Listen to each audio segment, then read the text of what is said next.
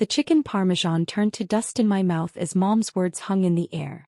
Around the dining table, my family nodded in agreement like a Greek chorus of disappointment. Dad cut his meat with surgical precision, refusing to meet my eyes. My older brother Marcus smirked into his wine glass. "It's not personal, Claire," Sarah said, her engagement ring catching the chandelier light as she gestured dismissively. "But Brad's family is very prominent. His father sits on 3 corporate boards.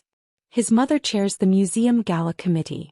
We need to maintain a certain image." I'd heard variations of this my entire life. Not polished enough. Not connected enough. Not ready for the family's increasingly ambitious social circles. What they meant was, not valuable enough to their networking aspirations. "We've already told everyone you're traveling for work," Mom continued, dabbing her lips with her napkin. "It's easier than explaining why you can't attend.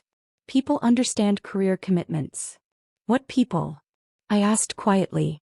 "The guest list," Sarah said impatiently. "Brad's uncle is a federal judge.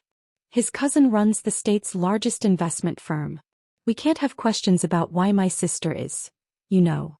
"Why I'm what?" "Working at some little consulting firm nobody's heard of," Marcus interjected. "Sarah's wedding is going to be featured in Metropolitan magazine. Every guest matters." I set down my fork carefully. They had no idea that my little consulting firm was the most exclusive policy advisory group in the state. We didn't advertise because we didn't need to. Our client list spoke for itself. Governor Richardson had personally recruited me after reading my infrastructure finance proposal. Senator Morrison called me for advice before every appropriations vote. But I'd learned years ago that my family only valued success they could see and brag about at cocktail parties. 300 guests, Sarah gushed, her voice taking on that dreamy quality she reserved for social climbing. "Brad's family knows everyone. The ceremony is at Thornhill Estate, reception in the grand ballroom. We have ice sculptures, a live orchestra and a champagne fountain. And a live stream," Mom added proudly. "So all our friends who couldn't make the guest list can still watch. Isn't that wonderful?" "Wonderful," I echoed. Dad finally spoke. "It's for the best, Claire. You understand? Sarah's marrying into the Whitmore family. This is important for all of us. The connections, the opportunities. You wouldn't want to jeopardize that." What he meant was, they'd already positioned themselves to benefit from Sarah's marriage, and I was a liability to their social climbing scheme. The rest of dinner passed in a blur of wedding planning talk. The designer dress. The celebrity florist. The exclusive caterer. The carefully curated guest list that included senators, CEOs, and old money families. Every word reinforced that I wasn't part of their world. After dessert, as I gathered my coat to leave, Sarah pulled me aside in the foyer. "Don't be upset," she said, though her eyes were calculating rather than sympathetic. "You can watch on the live stream. It'll be almost like being there. And honestly, Claire, you'd probably be uncomfortable anyway. These are very sophisticated people. Brad's uncle went to Yale. His aunt is personal friends with the governor." I managed a smile. "The governor? How impressive." "You have no idea," Sarah breathed. "Governor Richardson might actually attend. Can you imagine? Brad's father knows him personally. If the governor comes to my wedding." She didn't finish the sentence, but I could see the social media posts already forming in her mind. The photos. The prestige. The bragging rights that would last years.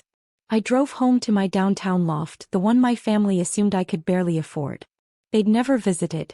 Never asked about my work beyond dismissive comments about number crunching and policy stuff. They had no idea that I'd been the lead consultant on the state's 5-year infrastructure plan, or that my name appeared on briefing documents the governor reviewed weekly. The irony was almost funny.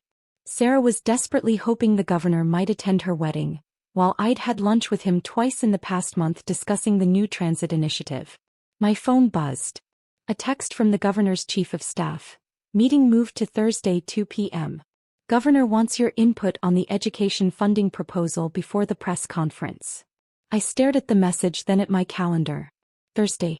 Sarah's wedding was Saturday. Over the next 2 weeks, my family's group chat exploded with wedding updates. Photos of floral arrangements. Seating chart revisions. Excited messages about confirmed RSVPs from prominent guests. Not a single message directed at me, though I remained in the group, a silent observer to their social triumph. Mom posted on Facebook, "So grateful all my children can celebrate this special day, even if Claire has to join us virtually from her important work trip. Modern technology is amazing." The comments flooded in. Family friends praising my dedication. Distant relatives saying they understood. Everyone accepting the lie without question. My Aunt Linda, Dad's sister, was the only one who reached out privately. "I know you're not traveling for work. Your mother told me the truth at book club. I'm sorry, sweetheart. This isn't right." But even Aunt Linda didn't push back publicly. The family narrative was set. The Thursday before the wedding, I sat in the governor's private office reviewing budget projections. Governor Richardson leaned back in his chair, reading my report with the intense focus that had made him one of the most effective state leaders in decades. "This is excellent work, Claire," he said finally. "Your analysis of the regional economic impact is exactly what we needed. The Transportation Committee will approve this with your numbers backing it." "Thank you, sir." He smiled. "How many times do I have to tell you? It's Jim when we're not in public." He glanced at his calendar. "Now, I know you mentioned you have something this weekend. Family commitment." I hesitated. "My sister's wedding, actually." "Wonderful. Congratulations to her. Big event. Thornhill Estate. 300 guests. It's quite elaborate." His eyes sharpened with interest. "Thornhill? That's the Whitmore wedding, isn't it? Brad Whitmore." My stomach dropped. "You know the family?" "His father Richard and I go way back. Law school roommates, actually. I got the invitation months ago." He chuckled. "These society weddings. You end up invited to everyone's children's celebrations after 40 years in politics. I'll finally get to meet the famous family I keep hearing about in our meetings. Your parents, your sister. Should be nice to put faces to names." The floor seemed to tilt beneath my chair. "Actually," I said carefully, "I won't be attending." His eyebrows rose. "Oh, I thought you said." "I'm not on the guest list. Space constraints." The silence that followed was deafening. Governor Richardson set down his pen slowly, his expression shifting from surprise to something much colder. "Let me understand this correctly," he said, his voice taking on the dangerous quiet tone I'd only heard him use with corrupt officials. "Your sister is having a 300-person wedding and you're not invited?" "But I am." "It's complicated." "Uncomplicated for me." So I told him. Not everything, but enough. The years of dismissal. The casual cruelty disguised as practicality. The lie they told everyone about my work travel. My family's obsession with social status and their determination to network their way up through Sarah's marriage. By the time I finished, the governor's jaw was set in a way that made seasoned politicians nervous. "They told people you're traveling for work," he repeated slowly, while hoping I might attend to boost their social standing. "Using a wedding as a networking opportunity. I really don't want to cause any problems." "Claire." He leaned forward. "You wrote the infrastructure plan that will define this state's development for the next decade. You negotiated the transit deal that 3 previous administrations couldn't crack. You're the reason we're about to announce the largest education investment in state history. And your family thinks you're not sophisticated enough for a wedding. They don't know about any of that. I keep my work private. Perhaps it's time they learned." He pulled out his phone. "I'm going to need you to clear your schedule for Saturday. Official state business." "Governor, I can't just." "Jim," he corrected. "And yes, you can. Consider it a direct request. I need my senior policy advisor present for an important community engagement opportunity." The day of the wedding, I dressed in my best suit. Not the bridesmaid dress I would have worn, but the professional armor I wore to state budget hearings. If I was going to crash my sister's wedding on the governor's orders, I was doing it on my own terms. The livestream started at 4 p.m. I watched on my laptop as guests arrived at Thornhill Estate in luxury cars and designer clothes. My family greeted everyone with practiced charm. Sarah looked beautiful in her gown, playing the perfect bride for the cameras. Mom and Dad worked the crowd like politicians themselves, making introductions, collecting business cards, cementing connections. The ceremony began promptly at 5. I half listened to the traditional vows while finishing some emails. It was background noise until the officiant pronounced them married and the camera panned across the applauding guests. That's when I saw him. Governor Richardson, seated in the third row, not applauding. His expression was neutral, but I knew him well enough to recognize suppressed anger. The live stream cut to the reception. More champagne, more networking. My family was everywhere, introducing Sarah and Brad to important guests, laughing too loud, trying too hard. Then I saw the governor approach my parents. Even through the grainy live stream, I could see Mom's face light up with recognition. She grabbed Dad's arm. They smoothed their clothes, put on their most charming smiles, and turned to greet him with the enthusiasm of people who'd just won the social lottery. I couldn't hear what was said, but I watched the governor lean in, speaking with polite formality. Mom nodded eagerly. Dad gestured toward Sarah and Brad. Standard wedding small talk. Then the governor said something else. Mom's smile flickered. She shook her head, clearly confused. The governor spoke again, more firmly. Dad's face drained of color. My phone rang. Governor Richardson. Claire, I need you to clarify something for your parents, he said, his voice carrying across both the phone and the live stream with a slight delay. They seem to be under the impression you're traveling for work. I've informed them you're actually my senior policy advisor and you're definitely in town. But they're insisting there must be some mistake. Would you mind explaining? On the live stream, I watched Mom frantically scanning the room as if I might suddenly materialize. Dad had gone completely white. Sarah had noticed the commotion and was hurrying over, Brad in tow. There's no mistake, Governor, I said clearly, knowing he had me on speaker. I'm not invited to the wedding. My family felt I wasn't sophisticated enough for their guest list. The silence on the other end was broken by gasps. On the live stream, I saw Mom's hand fly to her mouth. Dad looked like he might faint. Sarah's face cycled through confusion, recognition, and dawning horror in the span of 3 seconds. I see, the governor said, his voice colder than I'd ever heard it. How disappointing. I was looking forward to discussing Claire's brilliant work on the infrastructure initiative with her family. She's too modest to mention it, but her policy frameworks are being studied by 3 other states as models for economic development. The transportation deal she negotiated will bring thousands of jobs to the region. And the education funding proposal we're announcing Monday? Entirely her design. On the live stream, guests were starting to notice the commotion. Phones came out. The crowd pressed closer. But I suppose none of that matters, the governor continued, compared to maintaining the right social image at a wedding. Please excuse me. I find I've lost my appetite for celebration. He hung up.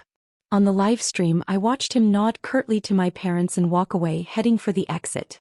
Several other guests followed him, including, I recognized with grim satisfaction, the federal judge and investment firm CEO that Sarah had been so eager to impress.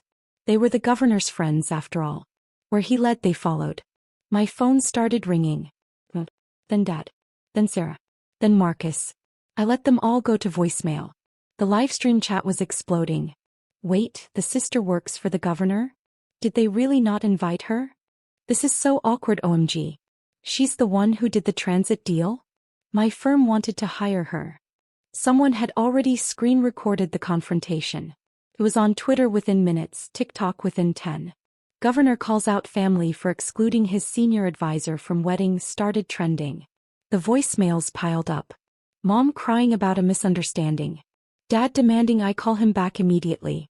Sarah sobbing that I'd ruined her wedding. Marcus calling me selfish and attention-seeking. But it was Aunt Linda's text that made me smile. About damn time someone put them in their place.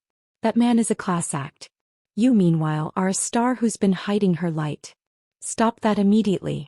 Love you, sweetheart. By Sunday morning, the story had been picked up by local news. Policy advisor excluded from family wedding gets unexpected support from governor, ran on 3 channels. The human interest angle was too good to resist. Successful woman dismissed by status-obsessed family, validated by state's highest official. My firm's partner called. Claire, clients want you. Competitors want to hire you. Universities want you to lecture. This is big publicity. The governor called too. What your family did was wrong, he said. I left because I won't support people who value status over their own daughter. I saw the live stream, I told him. He laughed. Then now get ready. The press conference will make headlines. The room was packed. Cameras flashed as the governor introduced me as the architect of the education plan. Reporters shouted. I answered calmly. People from Sarah's wedding watched, now respectful. That night, Sarah posted wedding photos. The comments were harsh. Imagine not inviting your own sister. She's the real success. Mom and Dad came to my loft for the first time. You never told us, Mom whispered.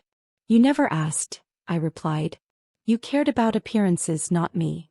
Sarah appeared shaken. The wedding's ruined. Everyone's talking. Brad's parents are furious. I'm not sorry, I said. These are consequences. They left without peace. Aunt Linda came with wine. Your mom says you're unreasonable, she said. I told her it's her turn to sit with discomfort. The story spread. TikTok hit 3 million views. The governor's office invited me to speak at the state summit. I said yes. Newspapers ran my name on the front page. Calls poured in, universities, think tanks, organizations. My family finally realized what they'd dismissed. Sarah called. I didn't know you were that person. Can we fix this? I don't know, I said. My worth isn't about networking. It's about hard work. She fell silent. Call me when you understand the difference. Flowers arrived from the governor's office. For the advisor who didn't need a wedding invitation to prove her worth.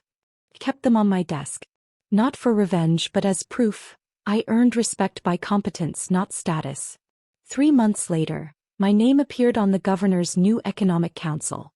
Mom texted in the family chat, "We're proud of you." Still performing. But I didn't need it anymore. I had self-respect. Success built on merit. And proof that true sophistication is measured by character, not by social climbing.